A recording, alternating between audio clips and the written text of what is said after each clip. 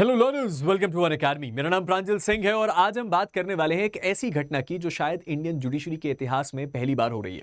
और उसके साथ ही शायद शायद आपने भी ऐसी घटना अपनी लाइफ में पहली बार सुनी होगी और आप भी इस बात से हैरान रह जाएंगे कि हमारे देश की जुडिशरी में क्या ऐसा भी होता है।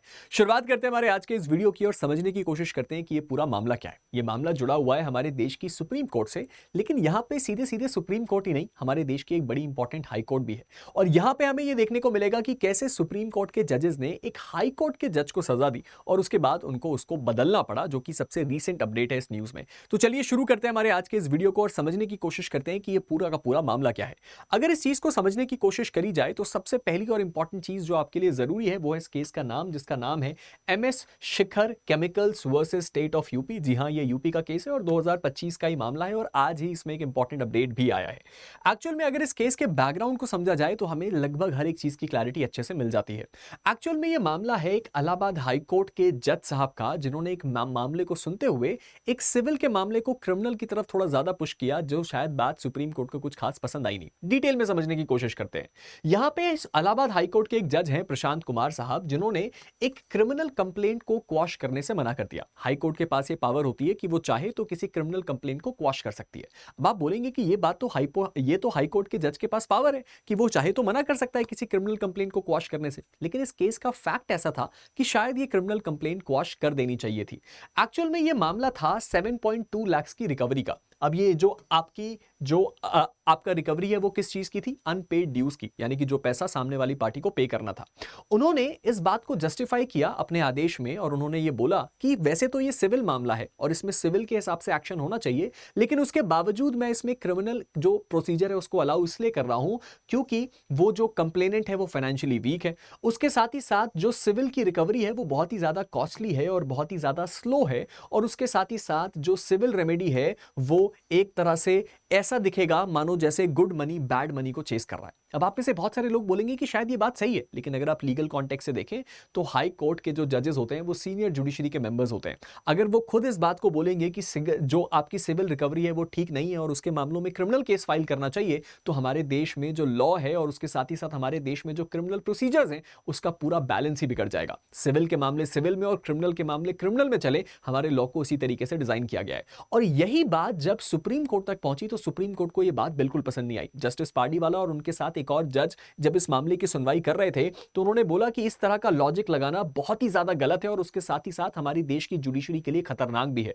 और उन्होंने यह भी बोला कि हाई कोर्ट जो है अगर वो सिविल डिस्प्यूट को क्रिमिनल की तरह ट्रीट करेगा, एक क्रिमिनल अपराध की तरह ट्रीट करेगा जस्ट बिकॉज क्योंकि सिविल की रिकवरी मुश्किल है, तो यह बिल्कुल भी किसी भी हाल में एक्सेप्ट नहीं किया जा सकता। साथ साथ सुप्रीम कोर्ट ने यह भी बोला कि यह जो चीज है वो मैनिफेस्टली परवर्स है और उसके साथ ही साथ यह भी बोला कि हाई कोर्ट के जज का यह बिहेवियर बहुत ही ज्यादा शॉकिंग है और उसको इग्नोर नहीं किया जा सकता। शायद सुप्रीम कोर्ट इससे इतना ज्यादा नाराज हुई कि सुप्रीम कोर्ट ने यह तक कह डाला कि जो हाई कोर्ट के जज साहब हैं वो बेसिक डिफरेंस ही नहीं जानते सिविल और क्रिमिनल लॉ के बीच। और अगर आप लॉ के बैकग्राउंड के व्यक्ति नहीं है तो मैं आपको बता दूं, सिविल लॉ एक अलग डोमेन ऑफ जो लीगल प्रोसीजर है और हमारे देश में क्रिमिनल लॉ एक अलग लीगल प्रोसीजर है। सिविल के मामलों को क्रिमिनल में चलाना ज्यादा सीरियस हो जाता है और इससे हो सकता है बहुत सारी पार्टीज के राइट वायलेट भी हो जाएं।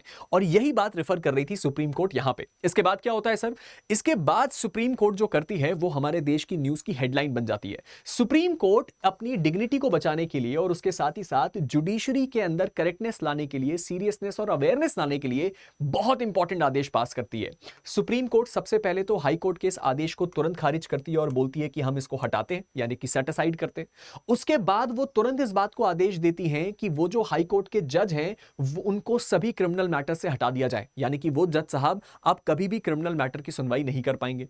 और उसके साथ साथ जो तीसरी लाइन थी जिसके कारण ये सबसे बड़ी कंट्रोवर्सी हुई वो ये थी कि उनको केवल और केवल अपने सीनियर जज के साथ बैठना होगा अपनी पूरे टेन्योर तक, यानी कि जब तक वो रिटायर नहीं हो जाते वो कोई भी इंडिपेंडेंट केस नहीं देख सकते। वो हमेशा डिविजनल बेंच यानी कि अपने सीनियर एक जज के साथ बैठेंगे। आमतौर पे ऐसा भी हो सकता है कि एक हाई कोर्ट जज खुद सीनियर हो और उसका एक जूनियर जज उसके साथ डिवीजन में बैठे, लेकिन ये भी नहीं कर सकते। ये हमेशा हमेशा किसी एक सीनियर रजिस्ट्रार के सुपरविजन के अंदर ही एक बेंच में बैठेंगे और सिंगल बेंच को कभी भी लीड नहीं करेंगे। एक हाई कोर्ट जज के लिए यह बहुत ही सख्त आदेश है और शायद उनके करियर को थ्रेटन करने वाला आदेश है, और यही बात शायद बहुत बड़ी कंट्रोवर्सी बन गई। उसके बाद क्या होता है सर? उसके बाद दो बड़ी इंपॉर्टेंट चीजें होती हैं। सबसे पहला तो इस ऑर्डर को बहुत वाइड क्रिटिसिज्म मिलता है। लोग कहते हैं कि हां, हाई कोर्ट जज साहब ने गलत तो किया, लेकिन इस तरह का सख्त आदेश उनके खिलाफ पारित करना यह शायद थोड़ा ठीक नहीं था। साथ ही साथ जो हमारे देश के चीफ जस्टिस हैं BR गवई साहब, उन्होंने सुप्रीम कोर्ट की उस बेंच को एक लेटर लिखा जहां पे उन्होंने इस बात को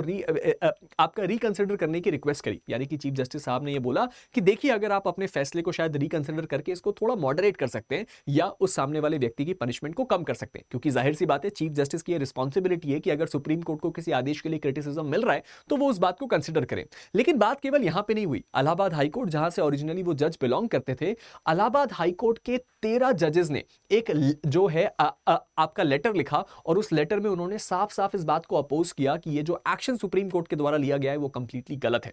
और उसके बाद क्या होता है सर? सुप्रीम कोर्ट आज के दिन अपना जो ऑर्डर है उसको रिवाइज करती है। क्या क्या होता है रिवीजन इसमें? सुप्रीम कोर्ट इस बात को क्लैरिफाइड करती है कि सुप्रीम कोर्ट का इंटेंट कभी भी इस बात को लेकर नहीं था कि वो किसी जज को इंसल्ट करें। उनका तो काम केवल यह था कि वो इस सीरियस मिस्टेक को सुधारें जो कि आगे कभी भी रिपीट नहीं होनी चाहिए। साथ ही साथ उन्होंने वो जो हार्श पैराग्राफ्स अपने आदेश में लिखे थे उसको डिलीट करवा दिया, यानी कि वो अब पैराग्राफ हटा दिए गए हैं आदेश से। और उसके साथ ही साथ इलाहाबाद हाई कोर्ट के जो चीफ जस्टिस हैं, ये उनके ऊपर सौंप दिया गया है कि आप खुद से ये तय कर लीजिए कि हम इस मसले पे आप क्या एक्शन लेना चाहते हैं, और आप सही एक्शन लेना चाहें इस जज के ऊपर लीजिए, लेकिन एक्शन लेने के लिए रिकमेंडेशन दी गई है। और उसके साथ ही साथ ये बात भी बोली गई है कि हाई कोर्ट को रूल ऑफ लॉ को मेंटेन करना होगा। और इस तरह की चीजें बहुत समय से देखते आ रहे थे, जहां पे सुप्रीम कोर्ट इस मामले में बहुत स्ट्रिक्ट एक्शन लेती हुई दिख रही थी कि जब कभी भी कोई हाई कोर्ट अपने एम्बिट से बाहर जाके और इस तरह से सिविल और क्रिमिनल के मामलों में इंबैलेंस क्रिएट करती है तो सुप्रीम कोर्ट बहुत सीरियसली इसको रिस्पॉन्ड करती है, और हमें यही चीज देखने को मिली। अब इस मसले पे जो chief justice of Allahabad high court है वो एक कॉल लेंगे और डिसाइड करेंगे कि उन हाई कोर्ट जज के अगेंस्ट क्या एक्शन लिया जाना है। लेकिन ये बात तो तय है कि इतना स्ट्रिक्ट एक्शन नहीं होगा। आपको क्या लगता है इस सिचुएशन में कि क्या ये पनिशमेंट वैलिड थी? क्या ऐसा एक्शन लिया जाना चाहिए था? और अगर लिया गया तो क्या उसको रिवोक करना चाहिए था? अब इस बारे में आप अपनी चर्चा नीचे कमेंट सेक्शन में जरूर कर सकते हैं। मैं देखना चाहूंगा कि आप लोगों के थॉट्स क्या हैं। लेकिन इससे पहले मैं आपको इतना जरूर बताना चाहूंगा कि अगर अभी तक आपने मेरे टेलीग्राम चैनल प्रांजल सिंह अकेडमी को फॉलो नहीं किया है तो उसको फॉलो कर लीजिए। मुझसे जुड़े हुए सारे अपडेट्स और मेरे सारे वीडियोस आप मेरे टेलीग्राम के थ्रू मुझे देख सकते हैं, और उसके साथ ही साथ मुझसे कांटेक्ट भी कर सकते हैं। और उसके साथ ही साथ इस बात को भी बिल्कुल मत भूलिएगा कि अनअकैडमी जुडिशरी का फ्लैट 60% ऑफ और 12 मंथ के एक्सटेंशन का जो ऑफर है वो आज रात को ही खत्म हो रहा है, इसलिए इसको जल्दी से सब्सक्राइब कीजिए। इसके लिए आप मेरे कोड PS का इस्तेमाल कर सकते हैं। साथ ही साथ अगर आप एक इस वक्त ऐसे लर्नर हैं जो जुडिशरी का एग्जाम देने वाले हैं तो अनअकैडमी आपके लिए 10 अगस्त को शाम 5 बजे जुडिशरी स्कॉलरशिप टेस्ट करा रहा है, जो आपके लिए कंप्लीटली फ्री है, प्रीलिम्स के पैटर्न में होगा, और अगर अच्छा परफॉर्म किया तो 100% तक की स्कॉलरशिप भी मिलेगी। And at last but not the least, हमारी जज्बा बैच ऑलरेडी लाइव है अनअकैडमी प्लेटफॉर्म पे, इसको ज्वाइन कीजिए और अपनी जजशिप की जर्नी को किक स्टार्ट कीजिए मेरे कोड PS के साथ। एंड उसके साथ ही साथ हमारे इस वक्त छत्तीसगढ़ और उत्तराखंड की टेस्ट सीरीज आपको अनअकैडमी प्लेटफॉर्म पे मात्र ₹1 में मिल रही है, तो इसको भी अवेल कीजिए और आप अपने प्रीलिम्स को और भी ज्यादा बेहतर बनाइए। मिलते हैं आपके साथ एक नई वीडियो में, तब तक के लिए stay motivated and keep learning. Thank you.